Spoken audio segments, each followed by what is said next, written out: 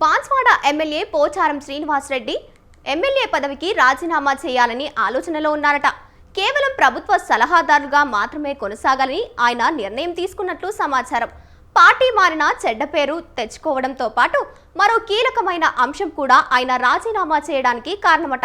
ఇంతకు ఆ అంశం ఏంటి? రాజీనామా చేయడం వెనుక ఇంకేమైనా కారణముందా? ప్రభుత్వ సలహాదారు పోచారం శ్రీనివాసరెడ్డి అనూహ్య నిర్ణయం తీసుకోనున్నారా? ఎమ్మెల్యే పదవికి రాజీనామా చేసేందుకు సిద్ధపడుతున్నారా అంటే అవుననే సమాధానమే వస్తోంది.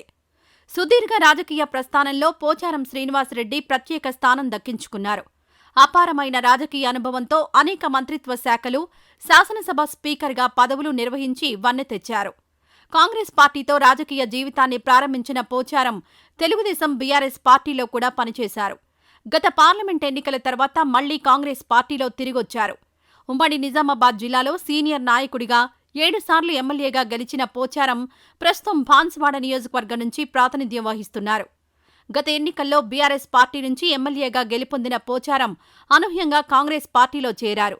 అందుకు తగ్గట్టుగానే సీఎం రేవంత్ రెడ్డి ఆయనను ప్రభుత్వ వ్యవసాయ సలహాదారు పోచారం శ్రీనివాసరెడ్డి పార్టీ మారడంపై అనేక విమర్శలొచ్చాయి. రాజకీయాల్లో కొంత విలువలను పాటించిన నేతల్లో పోచారం ఒకరు. తెలుగుదేశం ప్రభుత్వ హయాంలో పంచాయతీరాజ్, స్టేషనరీ శాఖల మంత్రిగా పనిచేశారు. తర్వాత కేసీఆర్ మంత్రివర్గంలో వ్యవసాయ శాఖ మంత్రిగా, తదుపరి శాసనసభ స్పీకర్గా పనిచేశారు.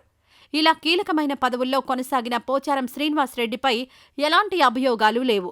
అలాంటి పోచారం రాజకీయ మచ్చ లేకుండా తప్పుకోవాలని నిర్ణయించుకున్నట్లు తెలుస్తోంది. అందుకే తన ఎమ్మెల్యే పదవికి రాజీనామా చేసేందుకు ముహూర్తం కూడా ఫిక్స్ చేసుకున్నట్లు టాక్.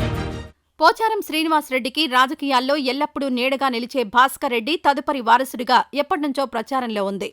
ఈసారి ఎన్నికల్లోనే భాస్కర్ రెడ్డి బాన్స్వాడ నుంచి పోటీ చేస్తారని అనుకున్నారు. భాస్కర్ రెడ్డినే బరిలో నిలపాలని తండ్రి పోచారం శ్రీనివాసరెడ్డితో పాటు కుటుంబ సభ్యులు గ్రీన్ సిగ్నల్ ఇచ్చారు.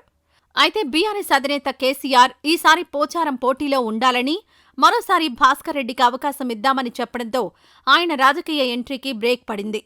ఒకవేళ కేసీఆర్ ఒప్పుకొని ఉంటే భాస్కర్ రెడ్డి పోటీ చేసేవారు.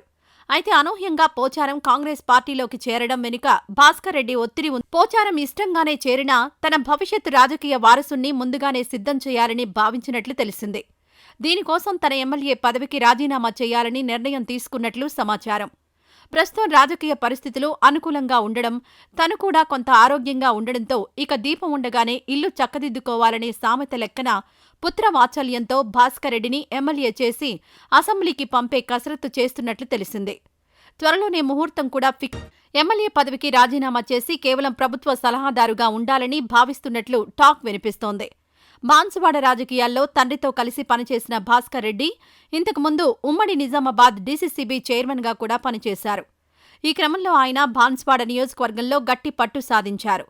పోచారం శ్రీనివాసరెడ్డి ఇప్పుడు ఎట్టి పరిస్థితుల్లో తన కుమారుడు భాస్కర్ రెడ్డిని అసెంబ్లీకి పంపేందుకు సిద్ధపడ్డారు. భవిష్యత్తులో గట్టి పట్టు సాధించాలంటే తన అధికారంలో ఉన్నప్పుడు మాట చెల్లుబాటయ్యే సమయంలోనే నిర్ణయం తీసుకోవాలి. అలా భాస్కర్ రెడ్డిని ఎమ్మెల్యే చేయాలని అంచనా వేసుకున్నారట. ఎమ్మెల్యేగా చేస్తే భవిష్యత్తులో భాస్కర్ రెడ్డికి తిరుగుండదనే నమ్మకం పోచారంకున్నట్లు తెలిసిందే. పోచారం శ్రీనివాసరెడ్డి బీఆర్ఎస్ నుంచి ఎన్నికై కాంగ్రెస్ పార్టీలో చేరారు. దీంతో పోచారంపై అనేక విమర్శలు వెల్లువెత్తాయి. సుదీర్ఘ రాజకీయ జీవితంలో ఏనాడు ఇలాంటి విమర్శల్ని పోచారం ఎదుర్కోలేదు. దీంతో కొంత డైలమాలో పడ్డట్టుగా తెలిసిందే. పనిలో పనిగా తనపై ఉన్న అపవాదు తొలగించుకొని కొడుకుని ఎమ్మెల్యే చేసేందుకు పోచారం శ్రీనివాసరెడ్డి రాజీనామాకు సిద్ధమైనట్లు విశ్వసనీయంగా తెలిసింది. పోచారం రాజీనామా చేస్తే తనపై ఉన్న అపవాదు పోవడంతో పాటు కొడుకు భాస్కర్ రెడ్డికి రాజకీయ వారసత్వాన్ని ఇచ్చినట్లవుతుందని భావిస్తున్నారు. మరి ఆయన అంచనాలు ఏ మేరకు నెరవేరుతాయో చూడాలి.